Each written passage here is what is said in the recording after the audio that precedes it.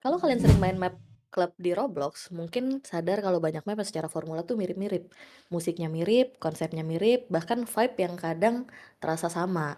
Tapi ada beberapa map yang ketika kita masuk, rasanya tuh langsung beda. Padahal platformnya sama, fiturnya juga kurang lebih sama. Tapi entah kenapa pengalaman yang kita rasakan bisa berbeda. Dan salah satu map yang menurut gue punya identitas yang cukup kuat adalah La Miami.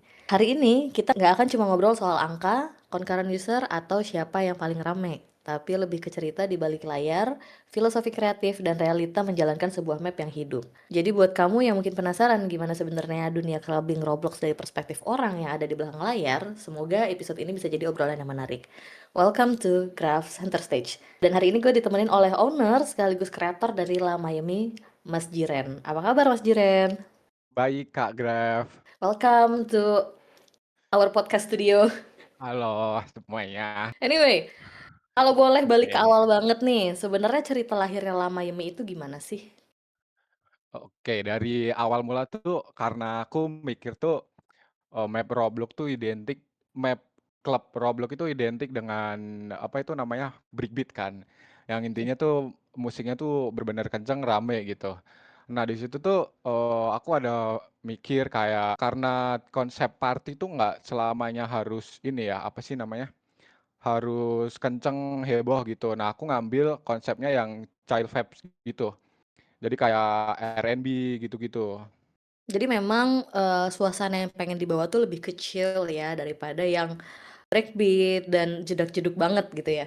Nah, iya betul, karena kan kalau biasanya tuh klub kan dibagi banyak kategori kan, ada yang, Mhm. santai, ada yang ini, ramean gitu, maksudnya yang musiknya BPM-nya kenceng atau bisa dikatakan tuh dia lebih bukan menggebu-gebu ya, apa ya namanya tuh, lebih ke energik lah. Nah, aku ini mau Mhm. ngambil konsep tuh yang emang santai, terus kayak misal orang mau AFK di situ buat mungkin kayak kerja pagi atau nyantai-nyantai doang tuh, nah itu di map Miami itu. Kenapa sih pengen pengen bikin map dengan identitas dan konsep seperti itu kalau boleh tahu? Karena munculnya Miami itu sebenarnya ada sebuah musik itu genrenya Miami Bass. Nah, di situ tuh kayak instrumennya tuh lebih slow. Jadi kayak misal musik-musik R&B itu diedit jadi konsep Miami itu jadi instrumennya lebih santai. Nah, jadi dari awal tuh karena sebenarnya tuh kan Skyzo ada banyak map ya selain Miami. Nah, di situ tuh udah banyak aku masukin genre breakbeat. Nah, tapi Mhm. di suatu ketika tuh pas aku lagi survei-survei klub di real life, nah aku Mhm. ketemu konsep yang, ibaratnya tuh lebih ke chill vibes gitu. Nah, Mhm. karena di Roblox waktu itu belum ada, ya ada cuman bukan 24 jam ya, kayak Mhm. mungkin di kelas malam dan sebagainya itu kan malam doang. Nah, aku waktu Mhm. itu pengen membuat konsep yang 24 jam gitu. Waktu Mhm. itu belum ada, mungkin ada satu tuh Westbrook itu, tapi kan dia lebih ke arah hip hop waktu itu. Hip hop West Side gitulah intinya. Nah, di Miami itu aku lebih ngarah ke R&B, pop. Nah, dari situ karena iseng-iseng nyoba ya waktu itu, aku rasa marketnya belum ada dan belum banyak orang ngeh di situ. Nah, aku tuh mikir kayak pasti dari, belahan player-player Roblox tuh, pasti Mhm. nggak semua orang suka breakbeat, fungkot Mhm. gitu-gitu. Mhm. Nah, jadi aku kayak ngasih space buat orang-orang itu buat nyari yang sesuai selera mereka gitu. Jadi kayak yang breakbeat ya biar ke breakbeat, yang suka R&B dan semacamnya bisa ke Miami gitu. Kalau boleh tahu La Miami ini dibangun kapan ya, Mas Jiren? Udah berapa Kalau lama nih perjalanannya? perjalanannya itu baru ya, itu hitungannya map dari April, ya Berarti dari baru April. Ya berarti baru. ini bulan ketiga ya? Baru masuk bulan ketiga berarti ini? Ya baru bulan ketiga. Tapi di situ waktu itu Mhm. problemnya ya terkena ban 4 kali Miami itu. Bener-bener gak masuk akal menurut aku. Oh itu, Se menarik nih, kenapa tuh waktu itu, terkena moderasi mungkin dari Roblox ya? Sebenarnya awal itu banyak lah karena aku juga maksudnya tuh, Mhm. nge-handling map tuh pure sendiri ya waktu itu. Sebelum kenal JJ atau teman-teman lainnya itu aku bener-bener solo karir dari semua konsep, map-map Skyzo itu mulai dari konsep, ngonten, dan sebagainya itu aku handle sendiri gitu. Jadi admin di Skyzo itu dia cuman nge-admin-in map. Nah di situ kan, karena aku notabene baru jadi kan belum tahu ya Mhm. kayak, oh ini dilarang Roblox gitu-gitu. Waktu itu sempat ke-ban berkali-kali ya dengan alasan-alasan sepele sebenarnya, cuman ya karena nggak tahu itu jadi, ya udah 4 kali permanen semua gitu. Jadi kayak ke-band bikin experience baru, ke-band lagi gitu. I see. Ini mungkin struggle nanti mungkin bisa di-share lebih lanjut ya di Oh, di bisa segmen bisa. berikutnya nih. Ya. Karena mungkin yang ngalamin juga nggak sedikit nih, Mas Jiren, kayak aku beberapa, kali ngobrol sama teman-teman juga yang punya klub juga mengalami, problem yang sama. Even, kita pun juga, ada beberapa kali mengalami map kita tuh dimoderasi dan emang nggak sebentar, walaupun belum pernah ada yang permanen sih moderasinya, Iya, gitu. betul. Anyway tadi ada yang menarik nih, tadi Mas Jiren sempat mention bahwa Mas Jiren itu melakukan survei-survei klub di real life nih, dalam proses, Ya, pembangunan betul. La Miami sendiri. Gimana tuh? Coba bisa diceritain nggak? Kenapa Mas Jiren, sampai, apa ya, bener-bener kepikiran untuk, aku mau survei mau survei klub di real life deh dalam proses pembangunannya? Ah, waktu itu tuh karena aku, berhubung nge-owner-in map, jadi kan aku selalu nge-survei musik-musik kan. Yang awalnya tuh, aku tuh nge-surveinya cuman breakbeat, breakbeat, fangkot, dan sebagainya. Nah, Mhm dari situ kan karena emang sebenarnya itu bukan, lagu aku banget ya, ibaratnya tuh kayak aku pelajarin breakbeat-an karena waktu itu aku bikin map breakbeat. Nah, suatu ketika itu kan aku mikir kayak, genre aku sebenarnya tuh bukan itu, gitu. Jadi aku kayak mau mengekspresikan diri gitu kan. Nah, dari situ aku mulai surfing ke real life, ke internet juga kan. Nah, di situ tuh mulai kebentuknya aku algoritmanya tuh malah DJ-DJ dari luar negeri, which is itu nggak ada breakbeat gitu kan. Nah, dari situ tuh muncul banyak genre kayak Miami Bass, Jersey Club, terus techno, afro, sama piano gitu kan.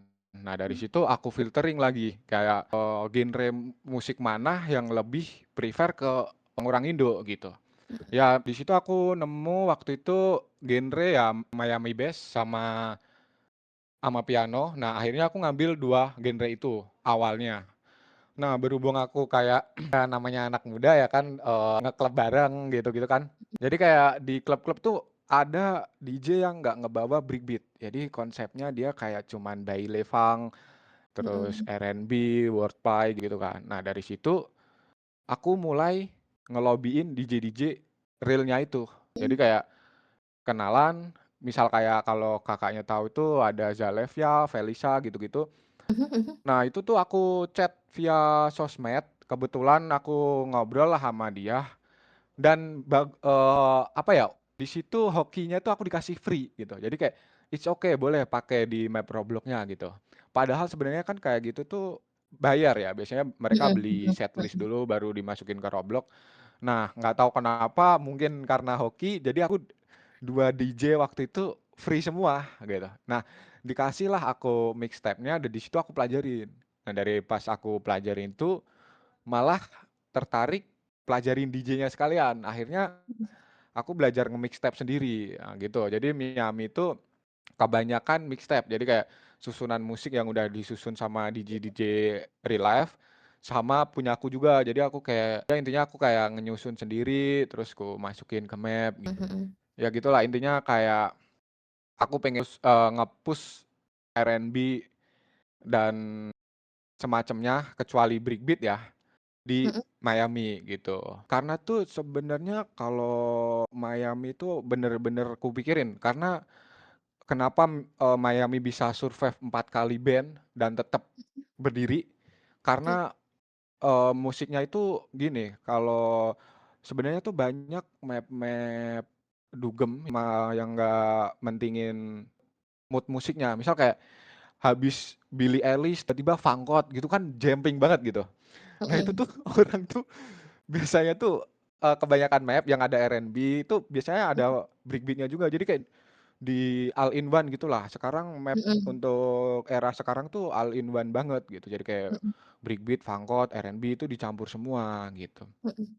Nah, aku nggak mau di situ jadi kayak musik-musiknya itu bener-bener aku filter jadi kayak mood-nya itu kayak datar terus naik gitu loh. Di Miami bedanya, memang bisa request maksudnya ada kan list-list musik per satuannya kayak A, Mhm, B, C, betul. tapi yang aku masukin di list map-nya itu, ibaratnya aku filter lagi. Jadi kayak Oh, misal ya. orang request A, B, C, D, E, itu aku filter. Biasanya kalau, yang bisa masuk itu cuman kayak satu 2 3 doang gitulah, yang lain Mhm, aku skip karena ya mhm. bener-bener ngejaga mood pendengarnya Mood-nya. gitu. Mhm, Ya, menarik kan dan sekarang so tuh far lanjut dulu. kan kan sekarang tuh kayak, era-era ini banyak kayak map club tuh dia kayak model playlist Spotify, ya kan. Iya, Jadi kayak iya. nggak yang diedit musiknya pokoknya pure dari Mhm, artisnya, dimasukin ke map, ya udah kayak Spotify banget gitu. Nah di situ mhm. nanti acak kan gitu. Jadi aku nggak mau lah intinya kayak gitu. Sebenarnya kan bisa Miami masukin semua musik lah intinya, lolosin, ini copyright dan sebagainya itu bisa. Cuman karena aku bener-bener, ibarat teliti dan perketat gitu kan untuk request-an musik tuh, jadi ya nggak semua masuk gitu. Menarik nih karena akhirnya identitas La Miami juga kebentuk karena ada idealisme dari Mas Jirennya juga ya dalam kurasi, Iya musik dan betul, genrenya. Kalau aku pengen ya. pengen tahu pandangan, Mas Jiren nih, kalau misalkan kita lihat sebenarnya perjalanan atau scene clubbing Roblox di Indonesia itu kan sebenarnya banyak banget ya, map clubbing bertebaran di sana sini dan dengan segala macam genrenya, dengan segala macam, mood-nya dan crowd-nya gitu. Tapi kita juga lihat banyak map yang akhirnya nggak survive nih, gitu. Tapi kalau misalkan dari sudut pandangnya Mas Jiren sebagai owner, sebagai creator, sebenarnya biasanya apa sih yang menyebabkan suatu map itu akhirnya nggak survive atau suatu map clubbing itu akhirnya tidak survive? Waduh ini sebenarnya pertanyaan yang menurut aku bumbu dapur ya sebenarnya, tapi nggak apa-apa, jadi Mhm, aku belakang aja di sini. Karena tuh aku gini, aku selalu bandingin map A, map B, map C, map D gitu mhm, ibaratnya. mhm. Misal map A kok bisa rame, kenapa map B bisa rame, kenapa gitu. Nah kalau ditanya kenapa map-map itu banyak yang nggak survive ya, tadi kan pertanyaannya gitu. Sebenarnya itu gini, yang pertama itu ada fase kayak rejection. Jadi kayak ibarat dulu map A ini rame banget karena mereka nggak inovatif dan kayak ibarat tuh bisa dibilang plan ngedevelopnya. Misal kayak, oh trennya gini mereka ikut gini gitu. Misal kayak, oh lagi fangkot gitu. Jadi kayak dia sebenarnya yang bikin map nggak jalan itu menurut aku krisis identitas gitu. Kenapa aku bisa bilang gitu, karena aku udah survei ini misal kayak map A rame breakbeat, nanti muncul map B breakbeat juga tapi yang B itu lebih entah lebih ringan, entah lebih nyaman. Karena kan, gimana ya, selera orang tuh sebenarnya beda-beda, cuman itu bisa dikategoriin lagi menurut aku. Nah dari situ contohlah Miami. Kenapa Miami itu, menurut aku ya, Miami itu map paling susah yang aku develop selama di Skyzo, karena dia bener-bener nge-keep beach club, gitu. Jadi ibarat kayak sekarang trennya kan kayak outfit culture dan map-map street club. Nah itu orang pasti langsung lari ke sana semua kan, kayak banyaklah bermunculan kayak gitu. Nah aku tuh selalu nge-keep Miami buat stay di tempat gitu loh, intinya nggak usahlah ikut-ikut mereka gitu kan. Ya udah kita beach club aja gitu. Karena menurut aku map-map besar bisa mati ya, bisa dikatakan mati kasarnya. Itu yang pertama dia krisis identitas, yang kedua tuh owner-nya terlalu farming robot. Ini mohon maaf ini, tapi itu bener, owner-nya Mhm. terlalu fokus cuan. Karena ketika menurut aku ketika ngejalanin suatu bisnis, terus kayak yang dicari itu langsung tujuannya cuan tuh map nggak bakalan jalan 100%. Nah, setelah farming robak itu biasanya owner-nya tuh anti kritik. Nah, itu menurutku bahaya juga karena kayak waktu map dia misal idle-nya di 400 player lah Mhm, katakanlah ya udah rame, mhm. biasanya tuh muncul apa ya, rasa star syndrome menurut aku, serius. Mhm, Ini iya, pengalaman aku. Ada temenku juga tapi nggak usah sebut nama lah, intinya ada lah mhm, waktu itu. Ya itu map-nya naik, ke 400, 500 lah waktu itu. Ya sekitaran segitulah ya kita katakanlah. Tiba-tiba nol, setelah beberapa minggu tuh mmm, mhm, hilang gitu. Karena ya menurut aku tuh yang penting tuh jadi owner tuh jangan anti kritik sih, karena aku nih ngejalanin Miami tuh orang ada selalu, memperhatikan global chat, itu penting banget menurut aku. iya, Jadi mhm, kayak meskipun player tuh nggak ngadu ke admin, tapi dia tuh kayak bilang, map-nya nge-lag, ininya nge-bug," gitu, tapi dia ngobrol sama temennya gitu, paham nggak mhm sih? Kayak mhm, iya iya, dia ngobrol sama temennya, nah dari situ tuh aku selalu lihat gitu. Jadi kerjaanku kalau misal nggak ada kerjaan di studio nih misal sama JJ, aku selalu di map dan bacain global chat gitu. Karena itu menurut aku penting gitu. Jadi ya kayak orang cerita sama temennya, di sini begini ayo pindah aja." Nah di situ tuh bisa buat eval sebenarnya.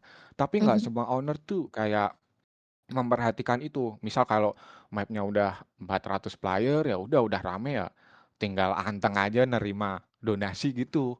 Biasanya mhm gitu, akhirnya map-nya nggak ke-develop, terus dia nggak gimana ya, menurut aku tuh di Roblox tuh terlalu dinamis, jadi kayak, geraknya cepet.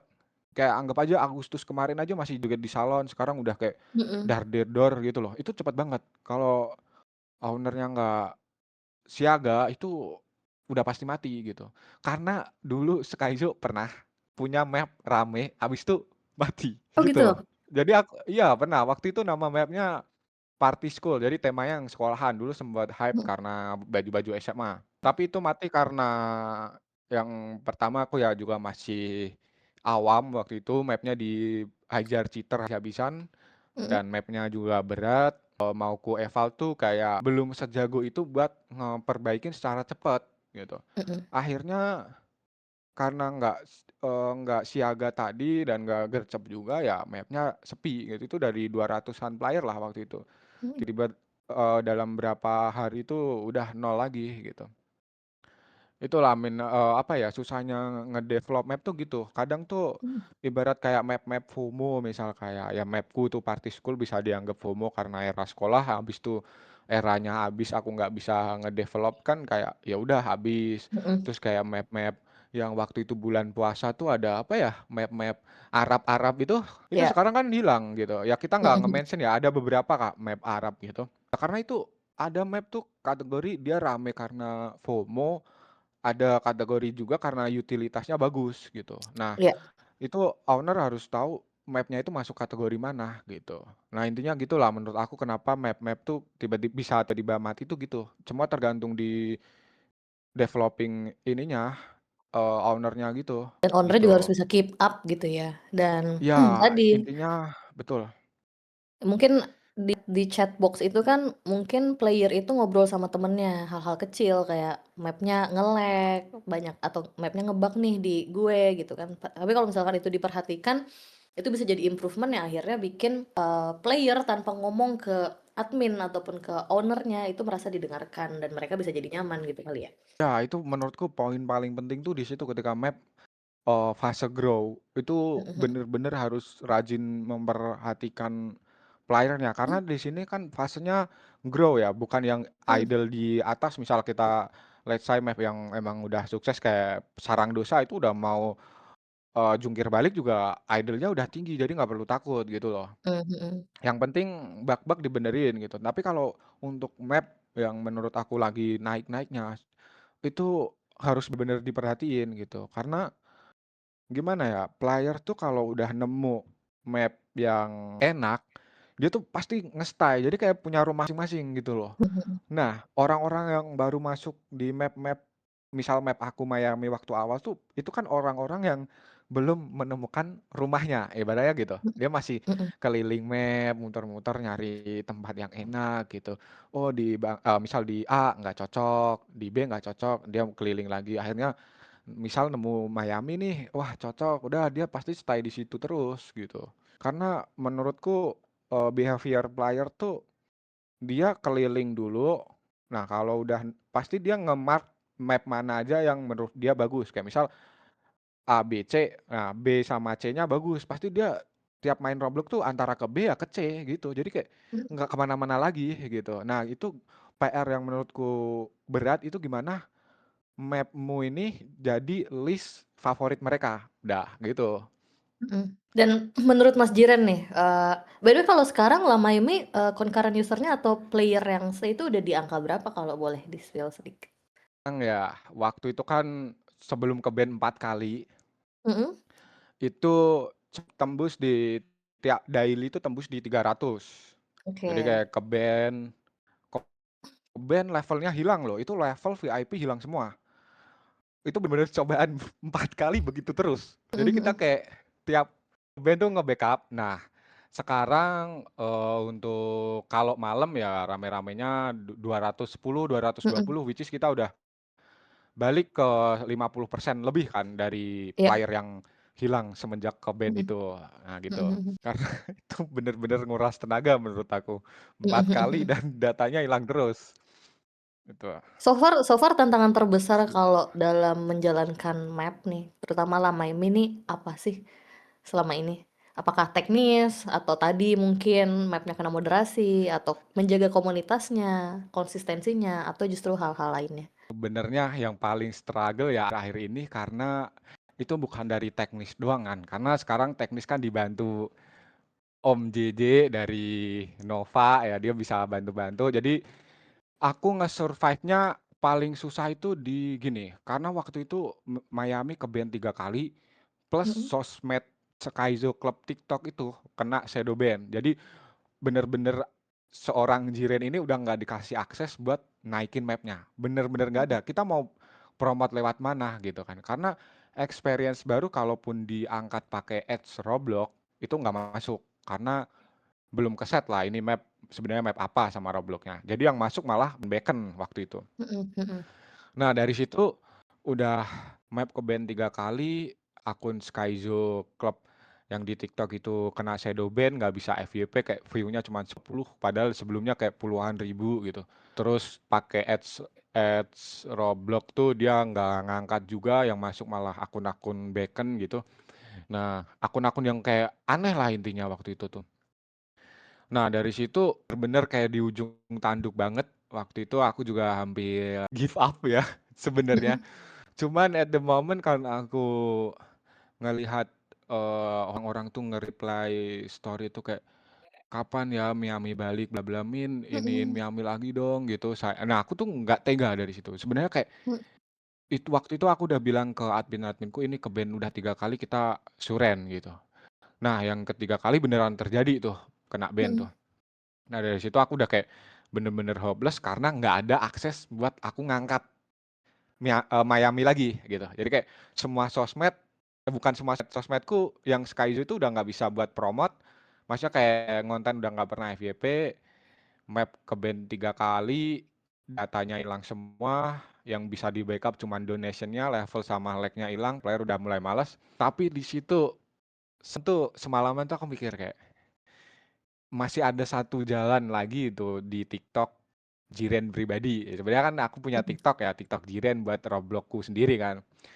Cuman di situ ini, karena aku mikir kritis jadi aku kepikiran di situ.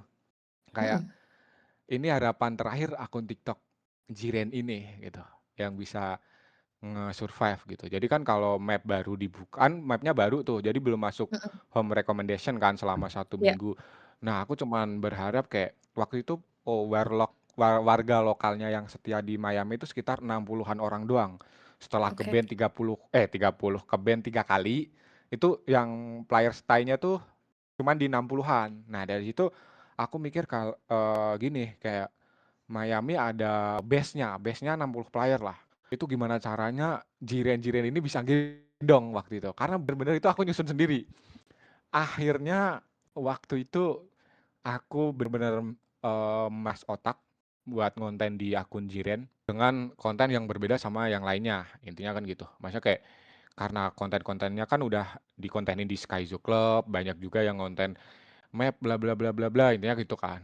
Nah dari situ aku bener-bener mikir konsep biar FYP dan akhir itu FYP lagi. sekitar mhm, 30 ribuan views lah. Intinya waktu itu aku bisa ngangkat pakai TikTok waktu itu. mhm, Jadi kayak TikTok aku yang Jiren itu FYP dan akhirnya bisa nahan tuh sampai Roblox ACC lah. Intinya kan kalau map baru kan nggak muncul tuh di pencarian dan sebagainya kan. mhm, mhm, Sampai setelah seminggu itu udah di ACC Roblox barulah masuk ke home recommendation-nya gitu. Jadi kayak hal yang menurut aku paling mhm, capek itu ya ke-ban 3 kali, mindahin data, karena aku mindahin data sendiri waktu itu nginputin satu-satu, sambil mikirin konten, pokoknya itu bener try hard banget itu aku beberapa hari itu kayak tidur berapa jam doang lah intinya waktu itu.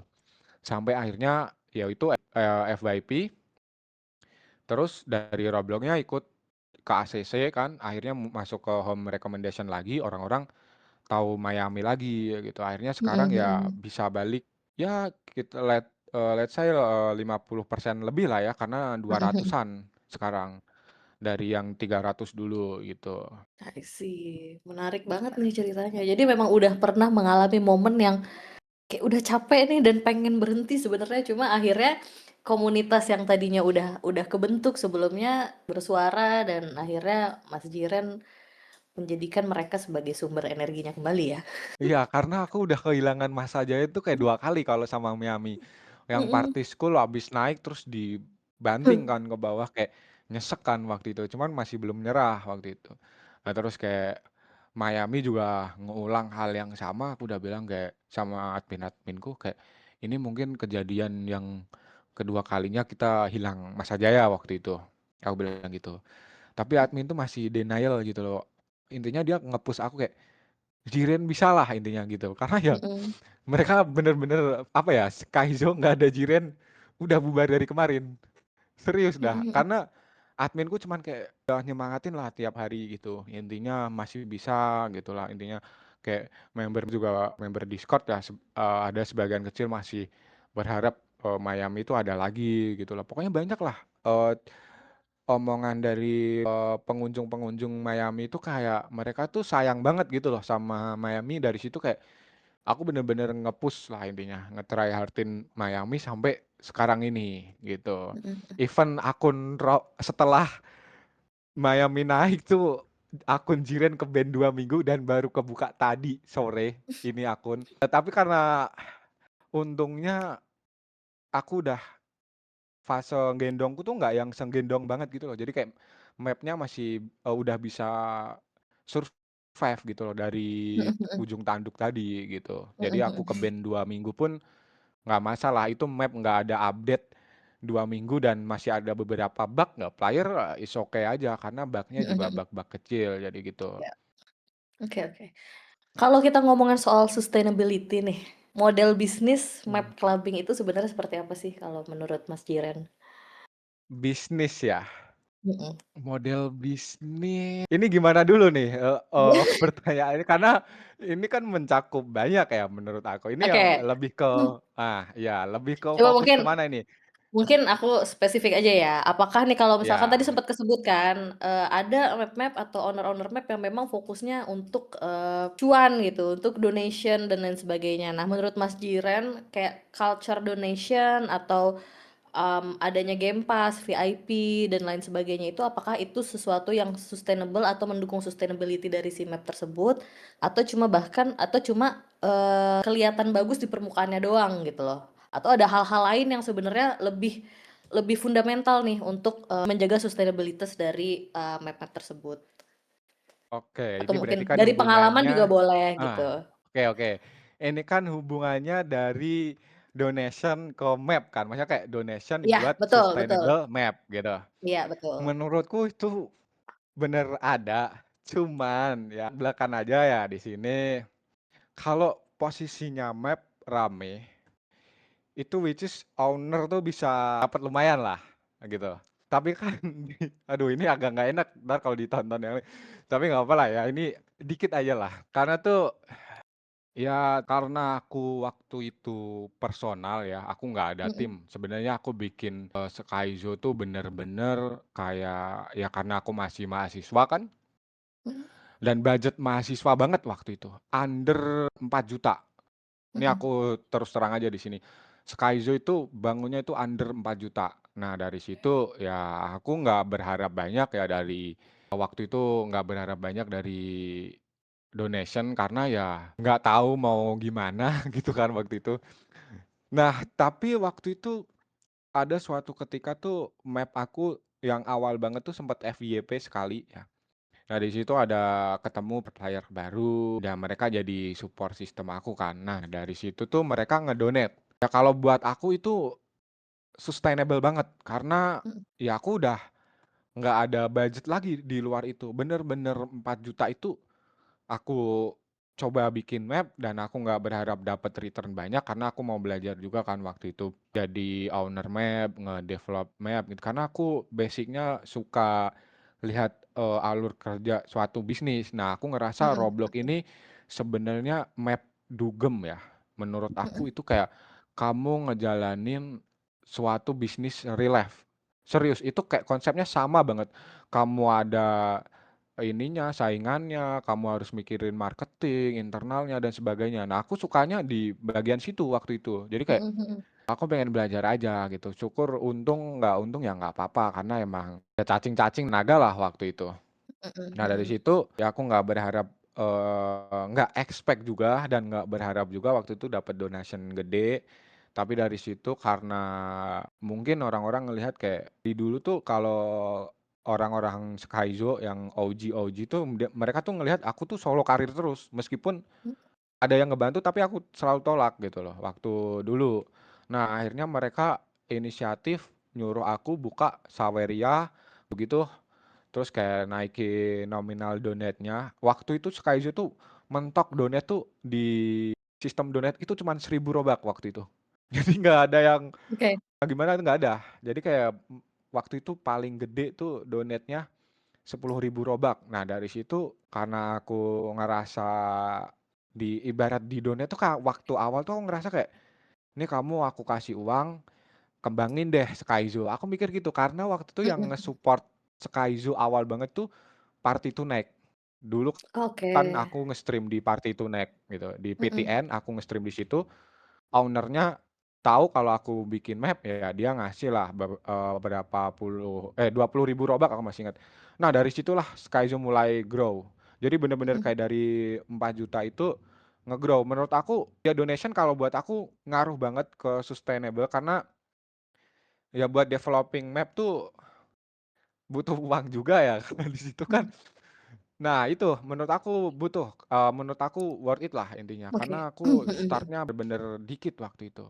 iya iya, Jadi ya solo karir banget lah intinya, jadi apa-apa yang ngandelin ya ibarat community to community, aku kayak kalau ada sisa aja baru aku kantongin lah. Aku nggak mhm munafik ya, mhm, maksudnya kayak yang penting map iya, selesai, sisanya berapa dikit, ya udah nggak apa-apa aku gitu. mhm, oke.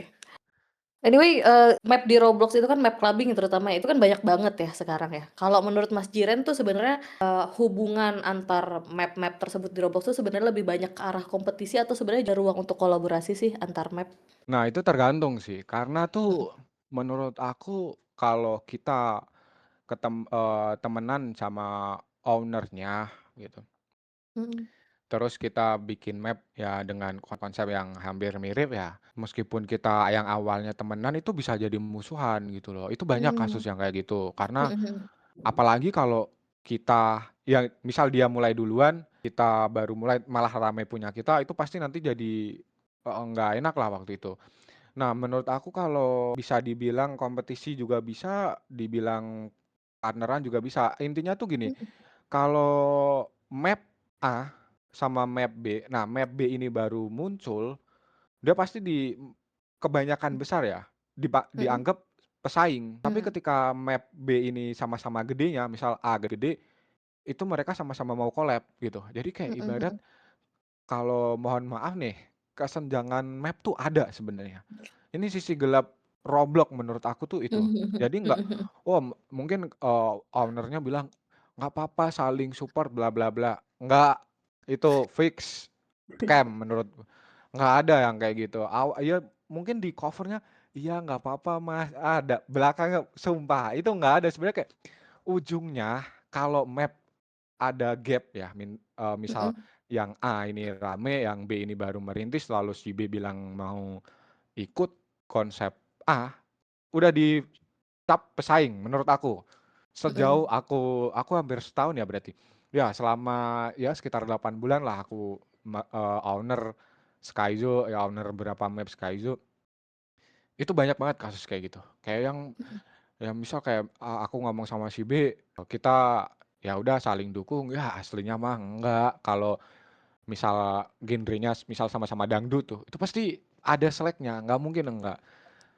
Serius dah, pasti tetap ada inilah di belakang gitu. Kecuali beda genre itu biasanya di-support, mhm kalau misal yang sini breakbeat, yang sini koplo ya mereka pasti kebanyakan besar tetap saling mhm support mhm gitu. Tapi mhm kalau mhm. konsepnya sama, itu pasti fix.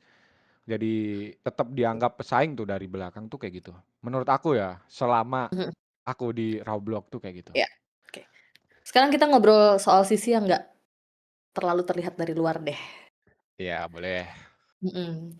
Kalau, selama menjalankan Mayme nih, ada nggak sih cerita yang paling absurd atau yang momen yang paling diingat sampai sekarang Momen sama Mas paling Jiren? diingat Mhm ya devku ini. Map posisinya lagi, waktu itu apa ya, habis ke-ban apa gimana ya waktu itu. mhm, Dev-nya liburan. oke. Itu kayak, aduh ya udahlah guys kita mau gimana, karena posisi waktu itu aku, apa ya, ke-ban juga apa ya, aku kayaknya Mhm ke-ban waktu itu, ke-ban sehari mhm apa 2 hari gitu. Nah aku minta tolong karena berhubung yang sekarang yang, ngebantu ngedevelop bagian skrip dan sebenarnya si JJ, si mhm. JJ-nya nonton konser. Itu kayak, ya udah kita hilang arah berdua kayak, ya mau gimana orang JJ-nya Mhm juga ini, akunya mhm juga mhm. ke-band, ya akhirnya warga Miami ya pelangak-pelongo, keluyuran gitu, hilang arah gitu. Aku sampai di Discord chat aku bilang, "Kita hilang arah dulu ya sementara," aku bilang gitu. Itu bener-bener kocak banget kayak, ya aku sebagai owner tuh nggak bisa ngapa-ngapain juga gitu, karena Mhm mhm. ke-band, si harapannya cuma si JJ-nya lagi nonton konser nggak bisa dihubungi, ya udah mau gimana lagi gitu. Akhirnya sempetlah, warga lokal Miami itu kayak pelangak-pelongo ke sana kemari ya, ya itu absurdnya di situ, kayak sampai Mhm di-chat-in TikTok aku tuh sama mereka, "Woi owner kapan bukanya?" Sampai di gitu, mereka udah kayak nggak permisi, nggak gimana, "Ner, mhm. owner bukain map-nya," gitu. "Kocak lu," aku digituin. Tapi kayak, "Ya mau gimana guys," aku bilang gitu. Ya itulah, menurutku paling absurd itu sih, kayak aku sampai Mhm mhm. diteror warlock-warlock tuh. Wah owner-nya apa, bawa kabur gitu, uang buta, gaji buta, aku digituin kayak sama, "Lah yang gaji buta developer-nya nol," aku gitu. Akhirnya ya udah kita kayak ngejokes aja ya sementara Mhm main ke, mhm. ya aku rekomendasiin lah, aku kalau, nemu map bagus aku selalu bilang ke ini, "Main ke misal ke Indomaret tuh, lagunya Mmm, hampir-hampir mirip, kalian main ke sana dulu atau ke Bunker mhm atau ke mana," aku selalu bilang gitu. Jadi aku kayak mhm nggak pernah yang kayak gimana, intinya kalian main aja dulu ke map-map. Ya aku mhm kalau nemu map bagus tuh aku nggak pernah ini, aku malah main ke sini dulu aja gitu. Ya mhm kalau mhm mhm. kalian ya misal, apa ya, worst skenario-nya orang itu malah nyaman di map itu, ya udah kita mau gimana gitu kan. Mhm Map mhm. map gua udah lebih sepi, cuman ya percaya ajalah intinya kayak kamu nanam yang baik-baik tuh pasti hasilnya baik, menurut aku tuh gitu. Jadi kayak, Mhm "Nggak mhm. apa-apa guys, kalian main di sini aja, bagus juga kok itu mapnya," gitu. Nah pas Miami dibuka mereka ternyata pulang Mhm lagi gitu, karena mhm. udah nyaman lah sama Miami gitu. Oke, lanjut. Nih hal yang paling nggak diketahui player nih tentang kehidupan seorang owner map tuh apa sih, Mas Jiren? Ini aku pribadi apa kebanyakan, di luar sana nih? Boleh, pribadi atau mungkin pandangan Mas Jiren di luar sana seperti apa? Wah, kalau aku nggak tahu ya owner-owner lain, nggak mau ini juga. Jadi aku Heeh, cerita aku aja, hal yang boleh. mungkin player-player nggak tahu ya itu, Nggak tahu ya? Heeh. coba itu bener capek karena ini aku cerita aku sendiri ya, karena aku kan masih mahasiswa semester akhir lagi. Jadi Mhm, kayak orang kan donate di Miami kan lumayan tuh untuk map sekelas cuman kita let's say 100 sampai 200 player untuk sejajaran map-map dengan player segitu, revenue paling gede itu di Miami. Oh, oke. Nah, maka dari itu orang tuh mikir kayak, "Wah, ini owner-nya leha ini, apa, donate-nya segini." Enggak guys, aslinya enggak gitu, enggak aku gitu. Karena orang-orang tuh gimana ya, aku masa mau jual kesedihan kan nggak mungkin, karena tetap uangnya kan buat Mhm. puterin, buat beli musik mungkin, Mhm buat mhm. bayar si JJ atau yang lain-lainnya, intinya buat konsumsi map dulu lah, karena aku juga waktu itu sempat nyoba Ads juga, itu lumayan boncos menurut aku. Mhm. Nah, di balik itu kan aku sebenarnya bukan leha, cuman tuh kalau aku speak up di Discord tuh kayak jual kesedihan. Nah, jadi aku nggak Mhm. mau. Jadi kayak ya udah aku diem aja karena tuh di balik aku ngedevelop Skyzo dan mapnya ini, aku masih ada tanggungan buat kuliah juga kan, karena masih Mhm. nah itu menurut aku lah ya lumayan berat. Karena di sini Melelahkan ya?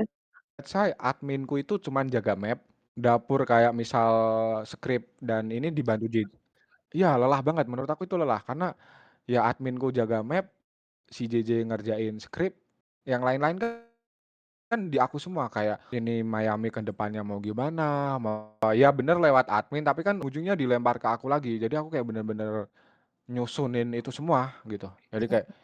nah nanti kalau aku udah ada bahan buat bicara baru admin-adminku ku ajak voice gimana enaknya gitu.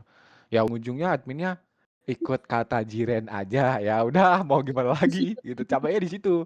Karena harus Mhm. bener-bener meras otak menurut aku, ya itu tadi Miami tuh yang bikin capek karena kita nggak ikut tren, kita Mmm. nggak ikutin pasar lah hitungannya, kayak nggak street club, nggak culture dan sebagainya. Beach club yang benar-benar beach club gitu. Jadi kayak let's say kita beach club selain PTN tuh tinggal Koplo Beach nggak sih? Sama Iya. Miami, sisanya Mhm. kayaknya udah nggak ada deh. Yang Mhm. running ya, maksudnya yang Mhm running mhm. 24 jam dengan player ya antara 100 ke atas lah. Nah di situ Mhm. aku agak takut juga nanti jadi kayak nah di situ tuh meras otak banget, udah kuliah diperas, mikirin Miami makin diperas juga gitu, itu capek. Mhm. Ya itu yang orang nggak tahu, orang tuh selalu lihat di board daily spender-nya Iya. doang, ya aku kayak, ya udahlah mau gimana lagi guys, aku gitu. Nah kurang Tapi lebih kayak gitulah yang orang nggak tahu tuh secapek gitu. itu kan itu sebenarnya perjalanannya kalau misalkan didengar tuh emang sebenarnya jadi sebenarnya Mas Jiren, kalau didengar kan perjalanannya secapek itu tuh, tapi sebenarnya apa sih yang ngebuat Mas Jiren tuh tetap lanjut nih sampai hari ini? Oke, nah ini aku jujur-jujuran aja. Nah yang pertama Mhm. udah pasti revenue-nya kan, udah nggak mungkin Oke. nggak. Mhm. Gaji owner lah hitungannya. Itu Mhm. nggak munafik aku ya, kita ceplas-ceplosan aja di sini. Yang kedua, ya itu karena aku tuh gini, aku pengen nyoba bisnis model yang sebenarnya di real life, cuman kan kalau di real life aku nggak punya modal banyak, gitu kan. Mhm. Kayak ibarat aku mau buka coffee shop juga uang belum ada, ibaratnya kayak gitu. Nah, aku nemu ibarat Canva baru, yaitu Roblox. Dengan budgetmu yang segini, kamu udah bisa bikin bisnis, gitu loh. Nah, dari situ tuh, aku tuh sebenarnya di map Roblox tuh emang cuma mau try and error. Aku kalau nggak ada Miami juga udah nggak main Roblox gitu. Jadi kayak aku pengen, ngetes nih limit seorang Jiren ibarat kata. Itu sejauh mana gitu, bisa nggak nge-handle, ini. Karena aku bener-bener nganggap Roblox ini entah developer map lain, owner map lain juga mikir gitu atau enggak, aku nggak tahu. Intinya Roblox map, dugem Roblox itu sama persis kamu ngejalanin bisnis di real life, cuman ya bedanya skalanya kecil dan virtual aja, tapi skemanya sama banget gitu. Nah itu aku cuma mau ngetes kemampuanku aja sih sebenarnya, kayak sampai di mana gitu. Aku tuh dari awal mikirnya gitu. Seorang aku nih mampu survive semana jauh sih gitu. Jadi aku kayak nggak pernah mentingin berapa total donate, misal kayak map lain donate-nya lebih gede, mapmu lebih sedikit, ya aku nggak peduli gitu. Donate tuh sebenarnya tuh bonus lah menurut aku, kayak Mhm.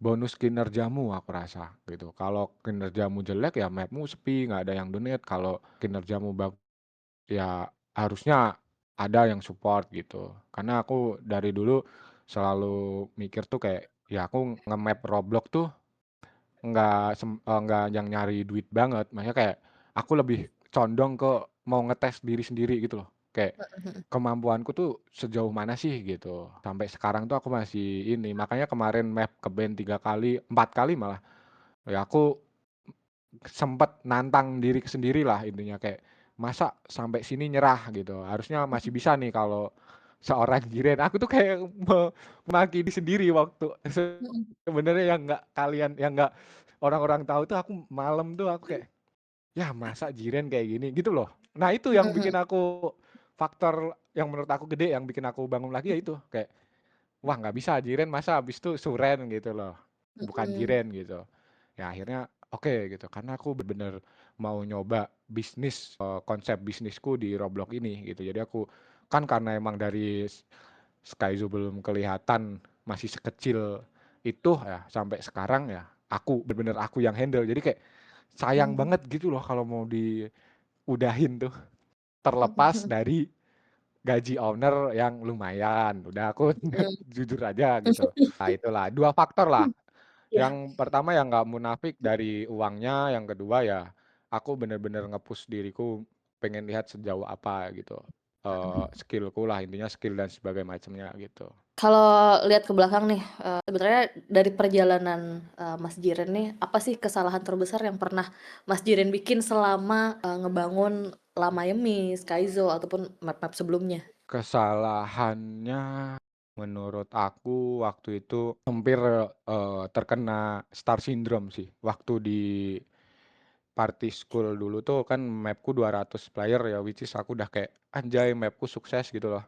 Nah dari situ tuh aku kayak ngerasa sering nunda-nunda perbaikan bug dan semacamnya gitu loh. Jadi Mhm kayak, ya udahlah nyantai dulu lah gitu. Nah itu kesalahan fatal yang aku keep sampai sekarang gitu. Jadi kayak itu bener-bener eval paling gede menurut aku tuh di situ. Sebenarnya banyak lah hal-hal yang, kesalahan yang, aku lakuin ya cuman ya gimana karena aku waktu itu solo dan nggak tahu mau bagaimana akhirnya aku kekeh sama mhm pikiranku sendiri kan. Sampai akhirnya waktu itu ya sempet nyaris kena star syndrome itu, ya abis kena itu kan aku kayak gimana ya, hitungannya tuh kayak nggak yang segesit di Miami sekarang gitu loh. Maksudnya kayak, "Ah, ya udahlah orang map udah jalan," gitu loh ibaratnya, "entar mhm dibenerinnya mhm. kalau udah free aja." Karena ya di posisi lain aku juga di-push sama kuliah juga kan waktu itu akhir semester juga. Terus kayak, ya udah mau gimana gitu. Akhirnya karena aku agak star syndrome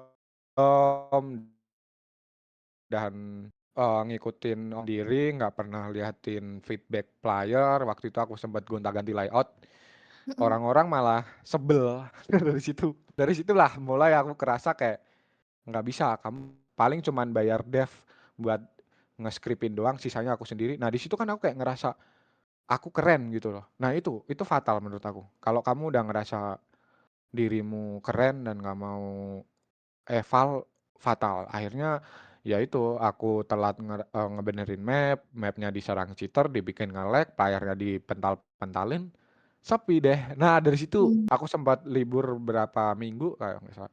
Itu aku libur bukan berarti, nyesel atau gimana, aku eval, ibaratnya aku cambuk diri sendirilah. Sebagai intinya kamu bikin map baru lagi, apa coba, aku nantang diri sendiri gitu. Akhirnya Miami aku jadiin, gitu. Itu sebenarnya Miami itu balas dendam bukan balas dendam sih, intinya ganti rugi aku atas kecerobohanku gitu, Mhm di mhm. sebelumnya, gitu. Kalau kita ngomongin scene Roblox di Indonesia nih, atau scene Roblox yang sekarang ada nih ya, menurut Mas Jiran apa sih yang sekarang nih kurang dari scene Roblox yang udah berjalan dari berbagai macam map clubbing yang ada, atau mungkin map-map genre lain yang ada, apa sih yang kurang nih dan apa yang kira-kira bisa di-improve, oleh, kita sebagai kreator, sebagai owner, sebagai developer di skin Roblox ini? Menurut aku ya, sebenarnya tuh gini loh, kita itu kalau untuk di posisi sekarang aku ngerasa kesusahannya tuh hampir semua player tuh punya map. Itu wah, itu bener-bener Mmm, PR.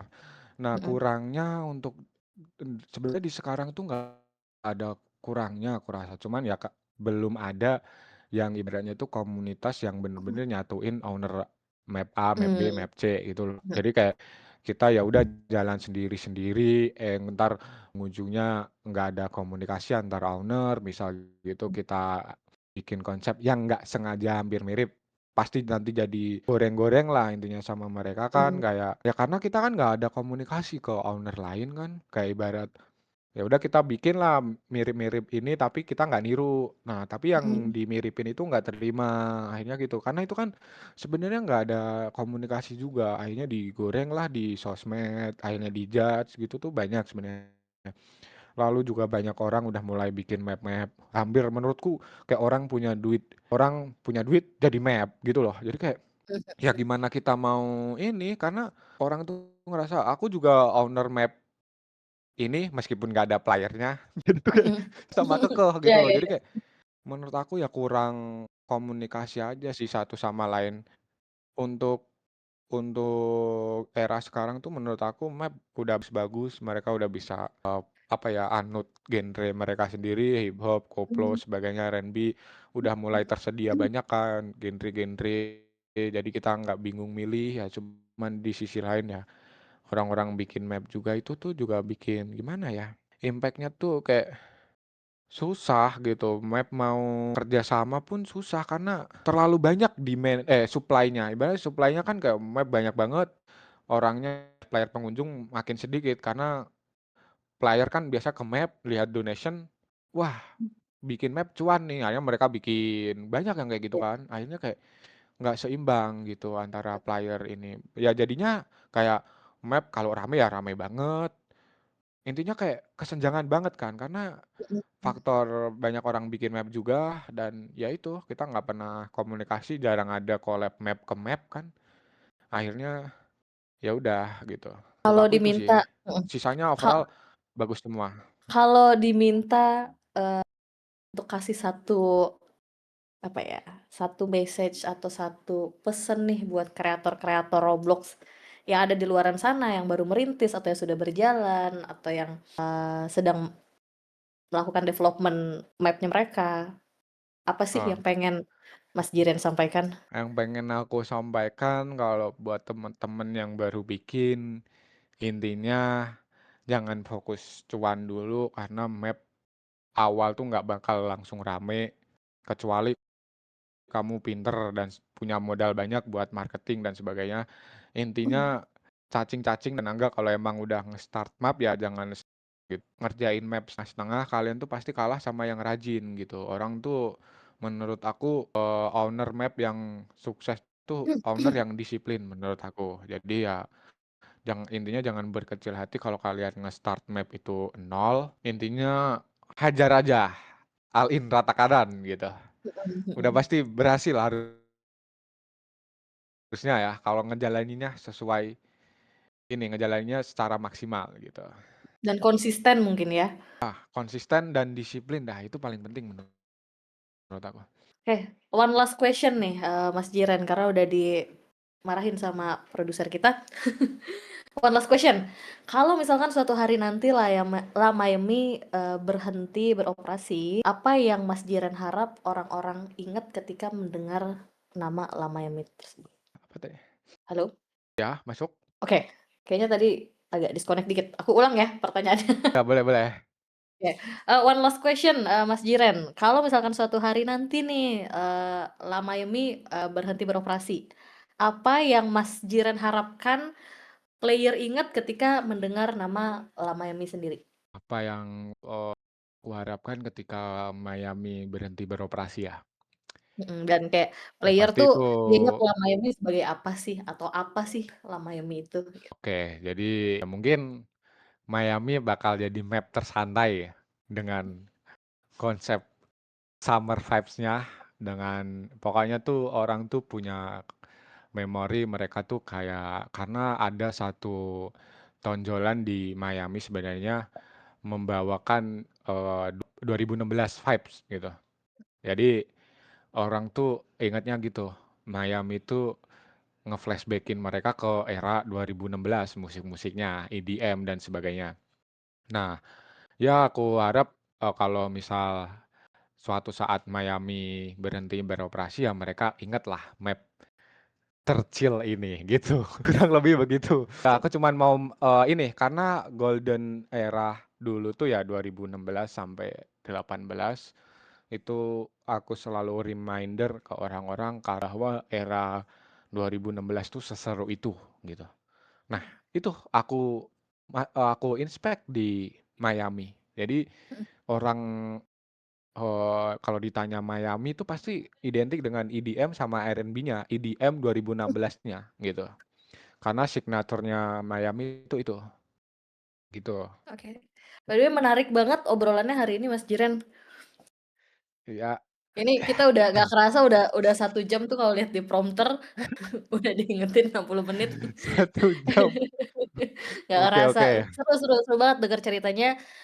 Thank you Mas Jiren udah menyempatkan, waktunya untuk hadir di podcast kita, dan sebenarnya gue rasa dari obrolan kita tuh yang paling menarik adalah, sebenarnya, pada proses membangun map atau menjalankan map itu sebenarnya bukan cuma soal angka, tapi soal identitas, soal komunitas, soal pengalaman yang pengen kita berikan juga ke orang lain, dan juga soal disiplin dan konsistensi dari, kreatornya itu sendiri, gitu. Jadi very fruitful, discussion, semoga kedepannya Lama Yami menjadi semakin sukses ya, Mas Jiren ya. Amin, terima kasih Kak Oke, Graf. sama-sama dan seperti biasa sampai ketemu lagi di episode Graph Center Stage berikutnya.